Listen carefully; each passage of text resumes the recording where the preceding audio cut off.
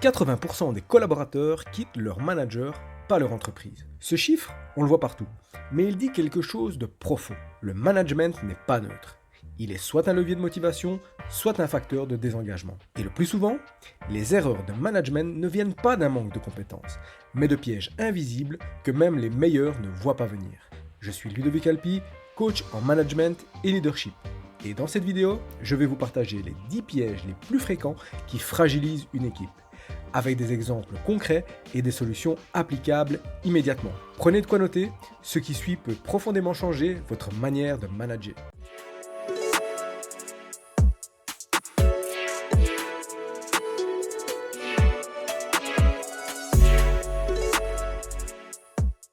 Le premier piège, c'est de confondre autorité et autoritarisme. Je me souviens d'un manager qui venait tout juste d'arriver dans notre entreprise.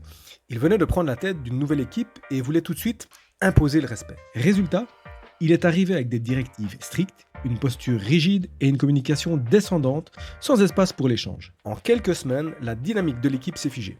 Plus personne ne proposait rien. Et quand j'ai demandé aux collaborateurs ce qu'ils ressentaient, un mot est revenu plusieurs fois. Peur. Peur de mal faire, peur de s'exprimer, peur de se faire recadrer en public. L'autorité, la vraie, ce n'est pas celle qu'on exige, c'est celle qu'on inspire. Elle se construit dans la durée, à travers la cohérence, la justesse et la confiance qu'on instaure. Si vous dites « je veux que vous soyez force de proposition », alors vous devez être prêt à accueillir des idées différentes des vôtres, à poser des questions, à encourager la prise d'initiative, même imparfaite.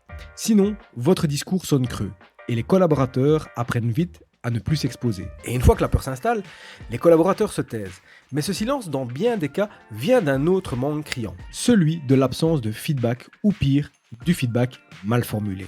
Imaginez un musicien qui jouerait sans jamais entendre son instrument, ou un acteur qui ne recevrait aucun retour de son metteur en scène.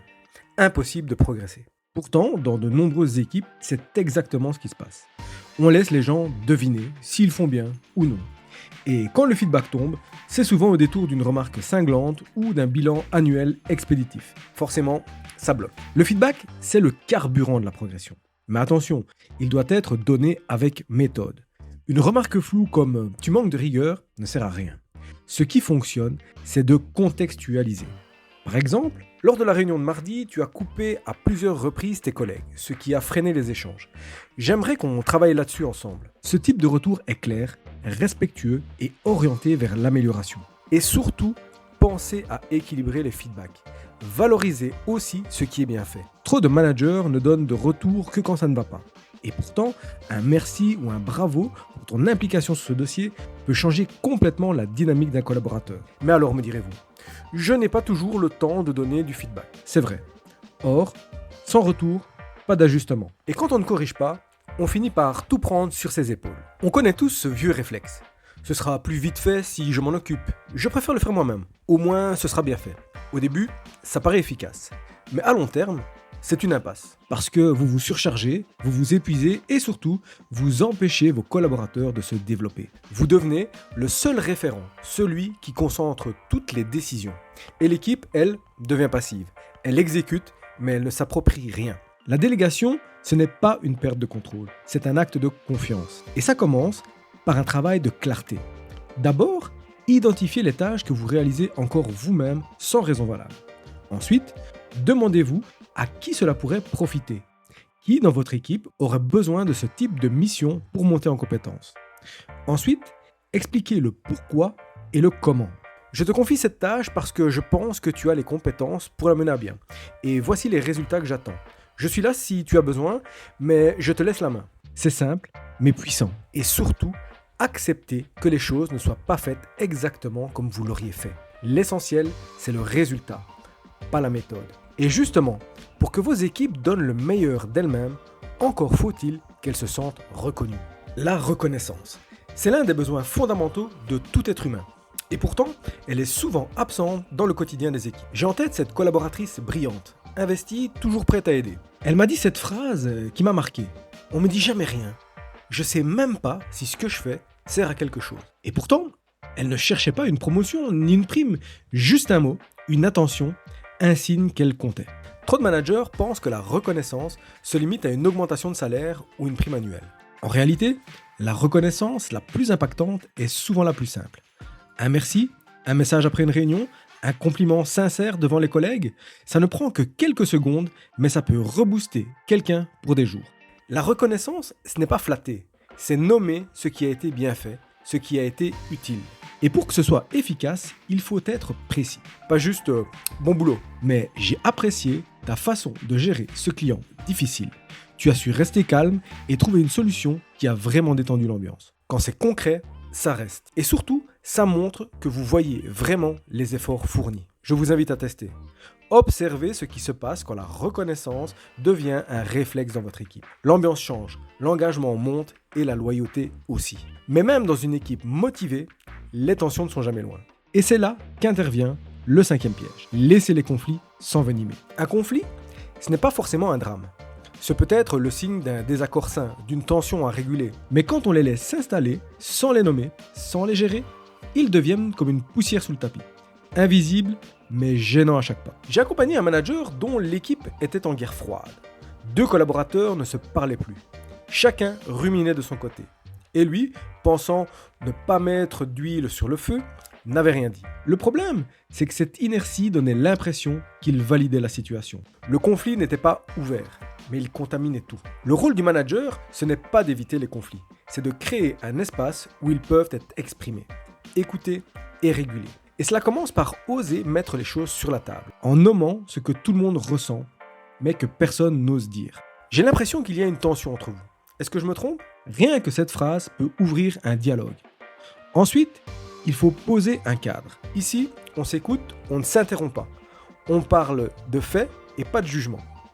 Et surtout, on cherche ensemble une sortie de crise, pas un vainqueur. Gérer les conflits demande du courage, mais c'est aussi un acte de soin envers l'équipe.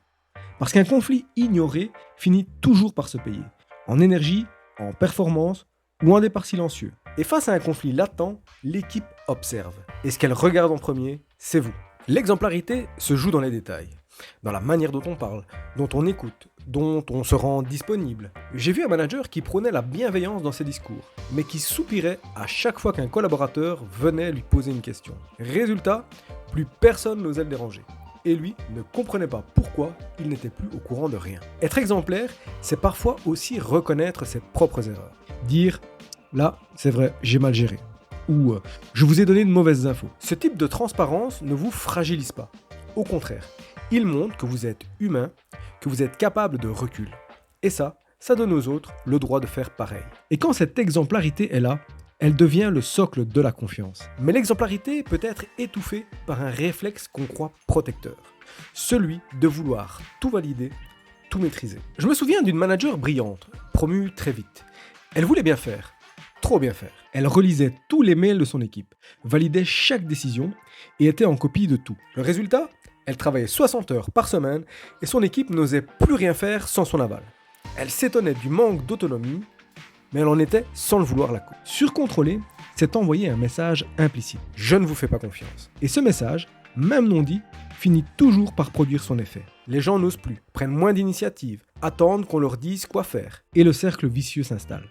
Alors oui, il faut cadrer, il faut suivre, mais il faut surtout savoir lâcher prise sur le comment. Fixer un objectif clair, donner les ressources, expliquer les contraintes et ensuite laisser les gens trouver leur chemin. L'autonomie, ce n'est pas l'absence de cadre, c'est la liberté d'agir dans un cadre défini. Et pour que ce cadre tienne, il faut une compétence clé, que trop de managers oublient. L'écoute, c'est tellement plus que simplement entendre.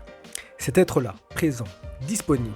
J'ai croisé beaucoup de managers qui pensaient écouter, mais en réalité, ils préparaient leur réponse pendant que l'autre parlait.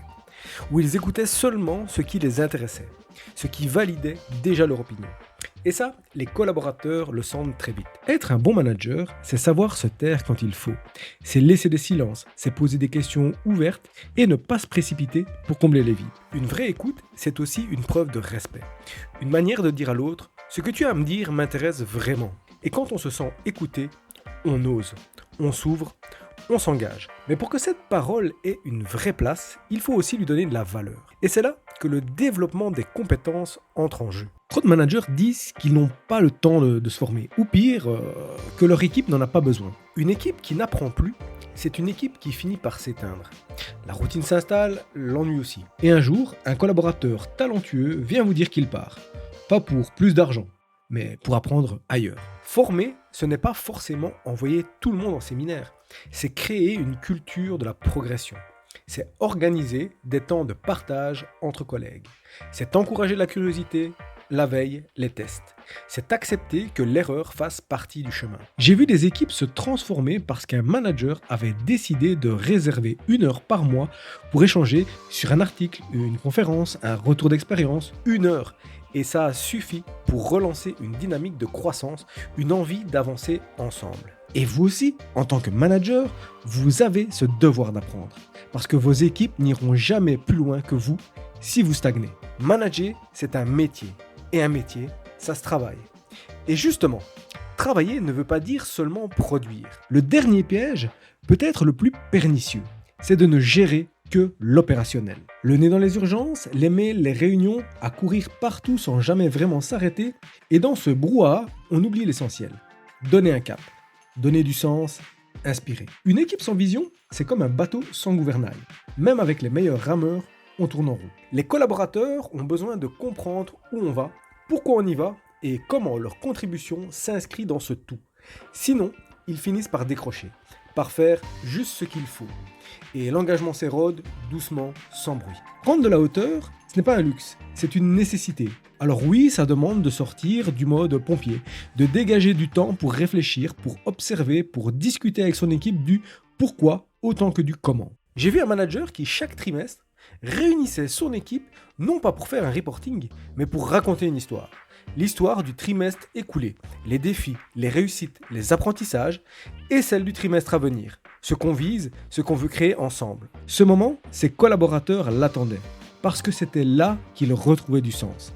Et ce sens, c'est le moteur le plus puissant d'une équipe engagée. Alors voilà, vous connaissez maintenant les 10 pièges qui peuvent miner une équipe, souvent sans que le manager s'en rende compte. Et peut-être que certains vous ont parlé, c'est normal, on y est tous confrontés un jour ou l'autre. Mais rappelez-vous, l'objectif n'est pas d'être un manager parfait, c'est d'être lucide, ouvert et engagé à progresser. Parce que vos gestes, vos mots, vos silences construisent chaque jour la culture de votre équipe. Et si vous ne deviez retenir qu'une chose, ce serait celle-ci. Le management, ce n'est pas une technique. C'est une responsabilité humaine. Si cette vidéo vous a été utile, pensez à la liker, à la partager et abonnez-vous pour ne rien rater des prochains épisodes. Et d'ici là, souvenez-vous, un bon manager gère, mais un grand leader fait grandir les autres.